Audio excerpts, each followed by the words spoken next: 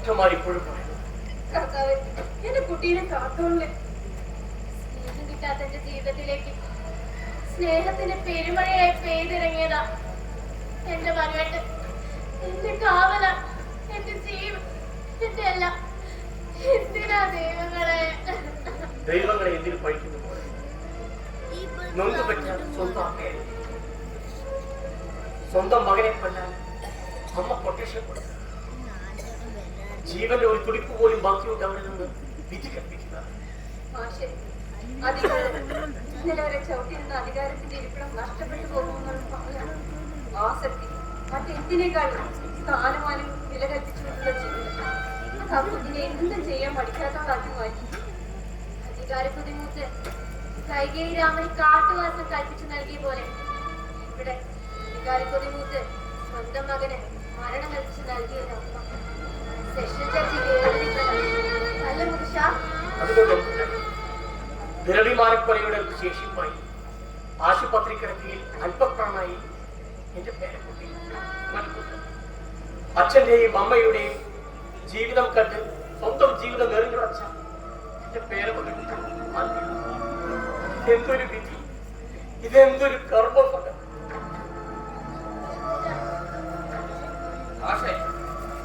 നിങ്ങളിങ്ങനെ കരഞ്ഞ് കണ്ണീര് വീഴ്ത്തി നിങ്ങളെ സഹായിക്കാൻ നിൽക്കുന്ന പടച്ചോനെ കൂടി നിങ്ങൾ ബേജാറാക്കട്ടെ. പകരം നെഞ്ചൊരുക്കി പ്രാർത്ഥിച്ച് ആ പടച്ചോന്റെ ബർക്കത്ത് നേടുക വേണം. പക്ഷേ മനുഷ്യന്റെ പ്രാർത്ഥന കേൾക്കാത്ത നെഞ്ചുലിയാത്ത ഒരു ദൈവവും ഈ ദുനിയാവിലില്ല. ഭാഷ കേട്ടിട്ടില്ലേ? മാളിക മുതലേറിയ മന്നന്റെ തൊഴിൽ മാറാപ്പുകേറ്റുന്നത് പടച്ചോൻ തന്നെയാണ്. അല്ല മാഷെ, എന്താ അവിടെ ഒരു ബഹളം?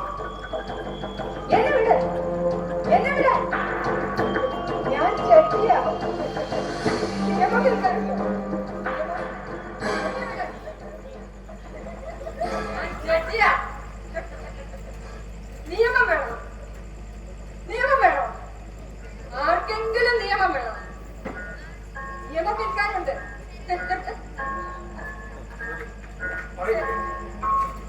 അമ്മേ, എല്ലാവരും വീട്ടിൽ കൊടുക്കണേ. കള്ളനാ. നിങ്ങളൊക്കെ ആരാ? ജഡ്ജിയായ എന്നെ കാണാൻ വന്നതാണോ? നിയമം വേണം, നിയമം വേണം.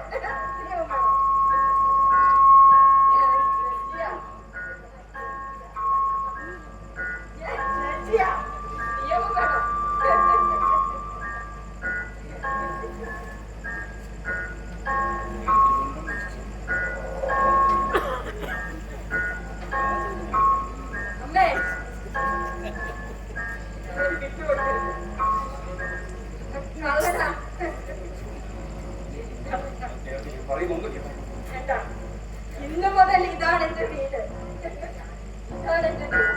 ഇന്നു മുതൽ ഞാൻ ഈ വീട്ടിലെ ജഡ്ജിയാ. നിയമം വേണോ? അധികാരഭ്രാന്തമുണ്ട് സമനിലത്തെ ഈ സ്ത്രീയുമായി ഇവിടെ വന്ന് ഇവിടുത്തെ സ്വസ്ഥത നശിപ്പിക്കാതെ എത്രയും പെട്ടെന്ന് ഇറങ്ങിപ്പോണം. അച്ഛനും ആരുടെ അച്ഛൻ? അച്യുതാനന്ദ മാഷൊരു മകനുണ്ടായിരുന്നു. അയാൾ മരിച്ചു. ഓർമ്മയ്ക്കായി ആണ്ടുപരിയം നടത്തി. കുറച്ച് പാവങ്ങൾക്ക് ഭക്ഷണം കൊടുത്തു. എന്റെ പെൻഷൻ എന്റെ സ്വന്തം പണം.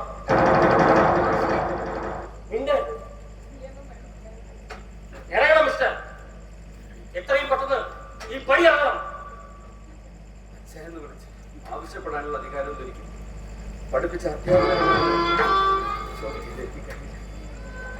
നാളെ ഞാൻ ചെയ്ത തെറ്റുകൾക്ക് ജയിലിൽ പോകേണ്ടി വന്ന എന്റെ ഭാര്യ ഇവിടെ ഒരു അനാഥയെ കഴിയുന്നതിന് മുമ്പ് അവൾക്ക് ആനന്ദാശ്രമത്തിലൊരു അഡ്മിഷൻ തന്റെ ഭാര്യയ്ക്ക് ഇവിടെ തരാം. അതിന് ഒരുപാട് പ്രൊസീജിയേഴ്സ് ഉണ്ടല്ലോ. ഈ സ്ഥാപനത്തിന്റെ MD സമ്മതിക്കണം, ഇതിന്റെ ഡയറക്ടേഴ്സ് സമ്മതിക്കണം. അപേക്ഷാ ഫോം ഫിൽ ചെയ്തുകൊണ്ടുള്ള സമ്മതമാകലല്ല തന്റെ കാര്യത്തിൽ ഇവിടുത്തെ രീതി. കാല് പിടിച്ചപേക്ഷിച്ച് സമ്മതമാകണം. ശരിയാ? ആരുടെ വേണമെങ്കിലും കാര്യം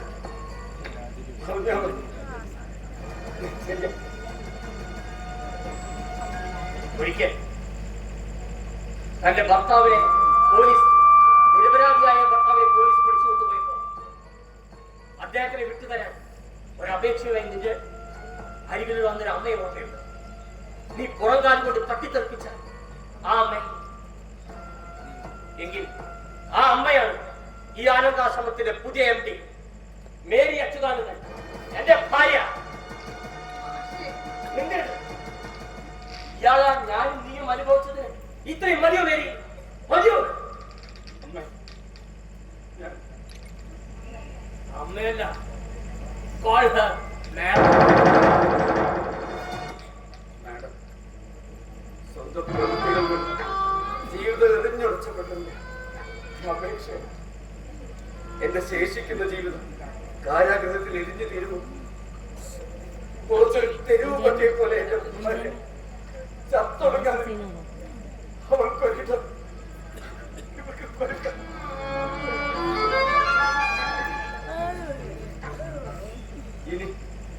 ഇനി ഞാൻ എന്താ ചെയ്യേണ്ടത്? പോലീസ് നാളെ ചോദ്യം ചെയ്യാൻ വിളിക്കുന്നു.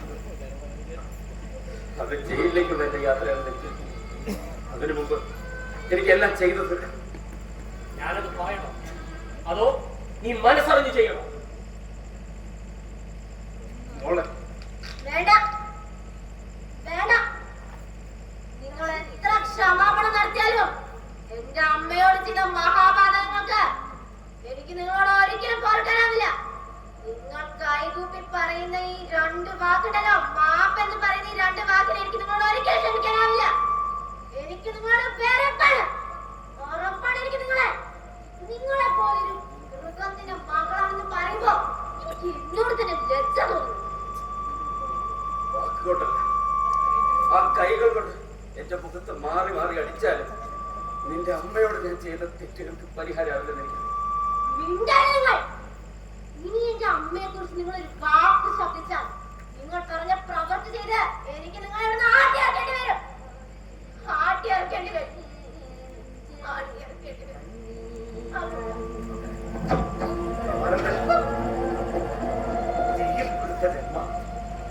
പെരുമഴ കൊണ്ട് വളർന്ന കുട്ടിയാണ്. അവൾക്ക് അങ്ങനെ പറയാനാവും. അവൾക്ക് അങ്ങനെ പറയാനായിരിക്കും.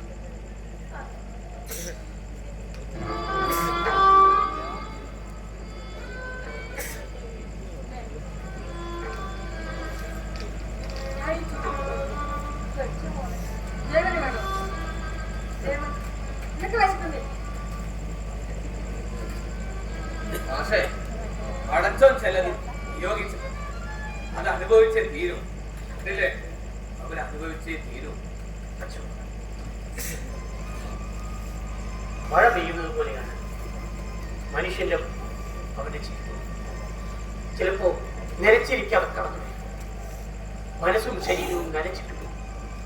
ചിലപ്പോ പ്രളയമാകും, സർവ്വതും തകർത്തിട്ട് പോകും. ഒന്നും അറിയാത്ത എന്നാലും നമുക്കിഷ്ടം സ്നേഹം കണ്ടില്ലെങ്കിൽ വിഷമാണ്. അതുപോലെ എന്റെ മകനല്ലേ, എന്റെ ചോരയിൽ പിറന്ന എന്റെ സ്വന്തം മകനല്ലേ, എന്നെ ഏറെ വേദനിപ്പിച്ച, എന്നെ ദുഃഖിപ്പിച്ച എന്റെ മകനല്ലേ. മക്കളെ, ആകാശത്തിലപ്പുറത്തല്ല സ്വർഗവും നരകവും, എല്ലാം ഈ ഭൂമിയിലാണ്. അതെ, മക്കൾ മാതാപിതാക്കൾക്ക് നൽകുന്ന സ്നേഹം, അവർ തിരിച്ചു നൽകുന്ന വാത്സല്യം, അതാണ് കുടുംബ ബന്ധങ്ങൾക്ക് കെട്ടുറപ്പുണ്ടാക്കുന്നത്. നമ്മുടെ എല്ലാ മക്കളും മാതാപിതാക്കളും പ്രിയപ്പെട്ടവരും വളരേണ്ടത് അനാഥാലയങ്ങളിലല്ല, നമ്മൾ പാർക്കുന്ന ഇടങ്ങളിലാണ്, നമുക്കൊപ്പമാണ്. നമ്മൾ നൽകുന്ന സ്നേഹമാണ് അവരുടെ സ്വർഗം, നമ്മൾ നൽകുന്ന കരുതലാണ് അവരുടെ ഈശ്വരൻ.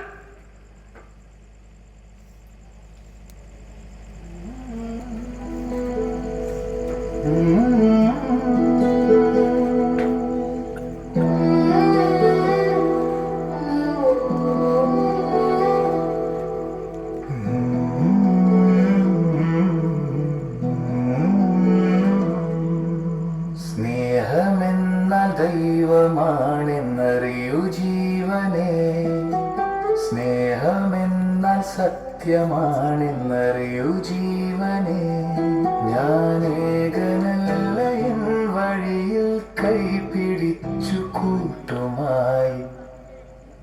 സ്നേഹമെന്ന ദൈവമുണ്ട് കാവലായി തോഴനായി.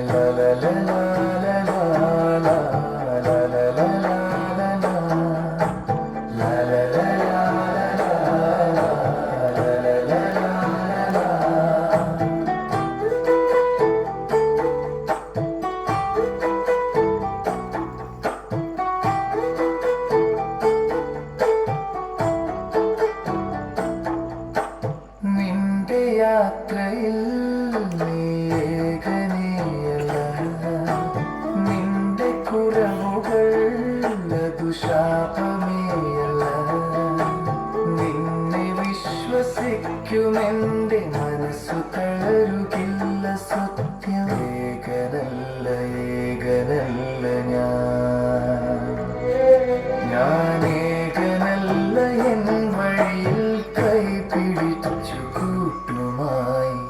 എല്ലാവർക്കും നമസ്കാരം. സ്നേഹമെന്ന കാക്കത്തൊള്ളായിരം മരുഭൂമി മുറിച്ച് ജീവൻ ജീവനിൽ നിന്ന് വേർപ്പെടുത്തി നമുക്ക് ഓരോരുത്തർക്കും ഭൂമിയിൽ ജീവിക്കാൻ അവസരം തരുന്ന പുണ്യമാണ് അമ്മ. കക്ഷതയുടെ ബാണ്ടാപേറി മക്കൾക്കായി ജീവിക്കുന്ന മറ്റൊരു പുണ്യമാണ് അച്ഛൻ.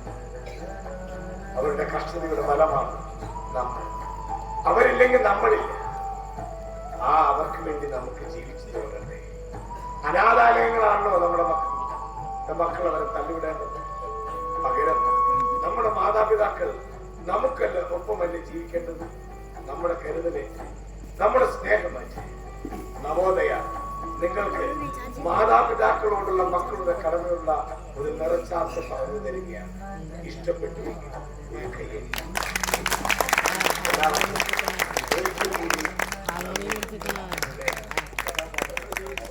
സ്നേഹമെന്ന ദൈവമുണ്ട് കാവലായി തോഴനായി.